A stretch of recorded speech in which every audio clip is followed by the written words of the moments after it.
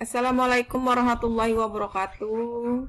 Apa kabar anak-anak semuanya? Baiklah, pada video kali ini kita akan membahas soal-soal bahasa Indonesia kelas 7 ya, mengenai puisi rakyat dan fabel ya. Simak videonya sampai selesai ya. Apabila sudah klik tombol like dan subscribe, Ibu ucapkan terima kasih. Yang belum ya silakan ya like dan subscribe ya my channel 83. Kemudian silakan share videonya ya, dengan harapan semoga video ini dapat bermanfaat ya bagi teman-temannya yang lain. Oke, langsung saja kita akan buka soal-soalnya ya, akan kita bahas bersama. Si rakyat dan fabel ya. Nah, sekarang kita baca soal nomor 1. Bacalah puisi rakyat berikut ini. Akar keladi melilit selasi, selasi tumbuh di gunung taman. Kalungan budi junjungan kasih, mesra kenangan sepanjang zaman. Puisi rakyat tersebut termasuk jenis apa? Ya, seperti halnya yang sudah kita pelajari bahwa puisi rakyat itu terdiri dari pantun, kemudian syair dan gurindam. Kalau misalnya kita lihat isinya di sini ya, di sini terdiri dari 4 baris ya. Karena di sini kan akar keladi melilit selasi, tentunya ya, selasi tumbuh di gunung taman. Kalungan budi junjungan kasih, baris ketiga, mesra kenangan sepanjang zaman. Kemudian kalau kita lihat dari isinya yang mengandung pesan moral ya tentang kasih sayang ya. Di sini berarti ini termasuk jenis pantun ya. Termasuk jenis pantun. Oke. Kita lanjut ke soal nomor 2. Bacalah puisi rakyat berikut ini. Wahai muda, kenali dirimu, ialah perahu tamsil hidupmu. Tiadalah berapa lama hidupmu, ke akhirat jua kelak hidupmu. Puisi rakyat tersebut termasuk kalau di dalam ya, kata-kata kiasan sama seperti pantun juga, dia ada 4 baris ya, 1 baris pertama, baris kedua, ketiga, keempat sama ya. Kemudian dia bersajak sama ya, bersajak AAA di sini ya. Akhir dari hurufnya sama semua ya. Semua barisnya isi ya, berarti ini termasuk syair ya. Oke, karena syair ini ya merupakan perasaan yang menyadari ya. Di sini kita lihat, wahai muda kenali dirimu. Jadi ini jelas ya termasuk syair. Oke, sekarang nomor 3 kita lanjut. Bacalah gurindam berikut ini. Jika hendak mengenal orang mulia, lihatlah kepada kelakuan kita. Ya, di sini jelas gurindam ya, karena biasanya gurindam itu terdiri dari 2 baris ya. Oke. Di sini kalau ada sampiran dan isi tentunya pantun, kemudian semua baris merupakan isi, ini tentunya syair. Kalau menggunakan bahasa kiasan berarti syair juga. Di sini kita lihat, di sini barisnya mulia, huruf akhirnya sama tidak? Di sini kita sama ya. Jadi memiliki rima sama atau bersajak AA. Ini maksudnya. Sekarang nomor 4. Makna dari pantun ya, pantun di sini coba kita baca. Banyak kelelawar di dalam gua, ia terbang tidak melangkah. Sayangilah kedua orang tua agar hidup menjadi berkah. Jadi pesan yang terkandung ya dalam pantun ini apa kira-kira? Kalau yang A, anak yang baik menyayangi orang tua dengan setengah hati ya, tidak boleh kita setengah hati ya. Orang tua butuh disayang agar hidup menjadi berkah. Ini yang B.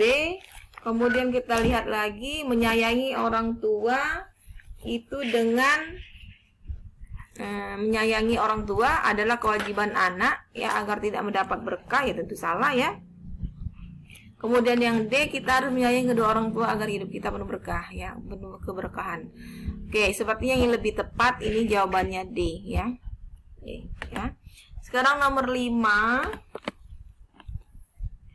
Nomor 5, kalimat yang tepat untuk melengkapi pantun di bawah ini ya. Pantun di bawah ini maksudnya pantun tersebut adalah di sini anak ayam berbulu hitam mematuk beras untuk dimakan. Jadi kalimat yang tepat apa kira-kira?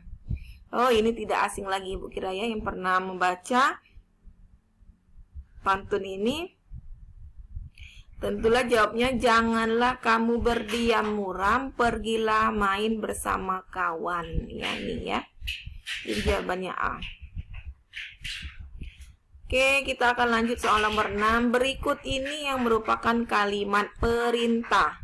Memerintahkan sesuatu ya. Memerintahkan sesuatu. Kalau yang A ini sebaiknya berarti menyarankan, marilah kita mengajak, jagalah. Nah, oke, ini ya sepertinya ya. Alangkah itu ungkapan kita ya, ungkapan kita terhadap indahnya alam Indonesia. Itu nomor 6. Udah ya. Jadi jagalah kebersihan lingkunganmu. Sekarang nomor 7. Bacalah syair berikut ini. Nilai moral atau nasihat. Pemuda perlu membekali diri dengan ilmu dan amal yang baik agar hidup menjadi berguna. Jadi pada bait keberapa ya? Di sini ada syair, ada beberapa bait ya. Kita tunggu sebentar, masih loading ini ya sepertinya. Bait. Sudah kelihatan ya. Pada bait keberapa yang dimaksud? Bait pertama, inilah gerangan suatu mada, sepertinya kurang tepat. Tadi tentang anak muda ya. Kalau tentang anak muda, wahai muda kenali dirimu. Nah, nilai moral pemuda perlu membekali ilmu ya, membekali ilmu dan amal. Ya, ilmu dan amal. Berarti di sini tentu pada bait kedua. Nih ya. Oke. Kita tunggu ya, masih loading, ini bait kedua. Oke, sudah. Sekarang nomor 8. Ya, kita lihat nomor 8. Manakah kalimat berikut yang merupakan kalimat majemuk hubungan penyebab?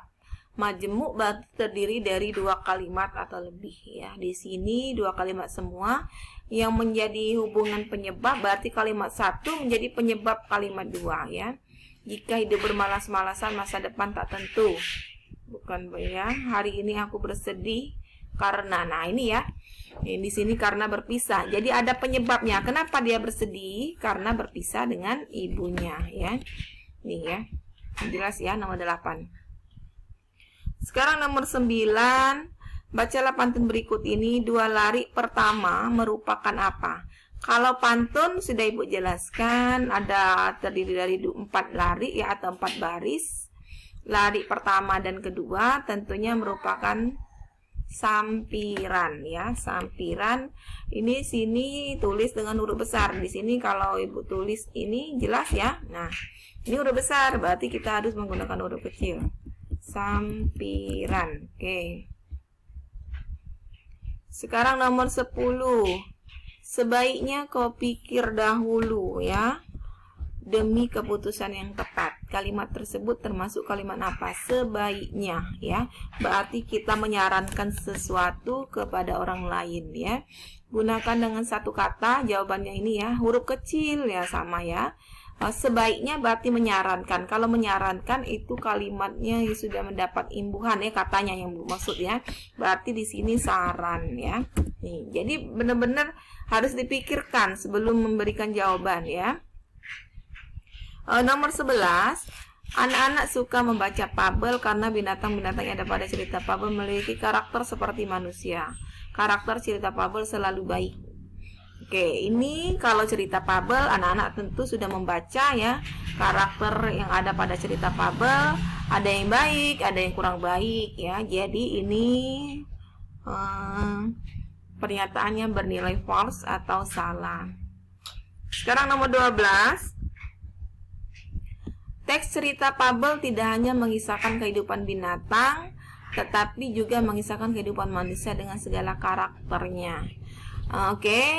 Ini sudah dijelaskan ya, kemudian ada juga di buku cetak bahwa pada cerita fabel itu bukan hanya pada cerita binatang saja, tetapi ada mengisahkan kehidupan manusia juga. Silakan dibuka buku cetaknya ya tentang cerita fabel. Ya, jadi ini pernyataannya bernilai true atau benar. Sekarang kita akan menjawab soal nomor 13, 14, dan 15 ya. Tentunya soal ini ada teks ya, cerita fabel yang berjudul Belalang Sembah. Oke, sekarang kita lihat nomor 13. Nih ya. Pada paragraf pertama, cerita fabel Belalang Sembah menggunakan latar apa ya? Latar waktu, tempat, atau suasana, atau apa ya? Sekarang kita lihat paragraf 1 di sini. Suatu hari di sebuah kebun anggur tinggallah sebuah keluarga semut dengan anggota jumlahnya yang sangat banyak. Jadi di sini banyak sekali anak-anak yang menjawab hanya membaca paragraf kalimat pertama saja. Kalau pada kalimat pertama tentunya di sini di sebuah kebun anggur, makanya mereka menjawab latar tempat. Padahal di sini dia akan menjelaskan kembali semut ini membuat sarangnya dari daun-daun lalu mereka tempel menggunakan cairan seperti lem yang mereka keluarkan dari mulutnya. Jadi di sini dia menceritakan pada saat musim gugur, kemudian musim dingin ya. Nah, jadi di sini untuk lebih tepatnya latar yang digunakan itu latar waktu ya di sini ya. Jadi latar waktu. Nah, sesuai perintah jawablah dengan menggunakan huruf kecil tanpa spasi. Oke.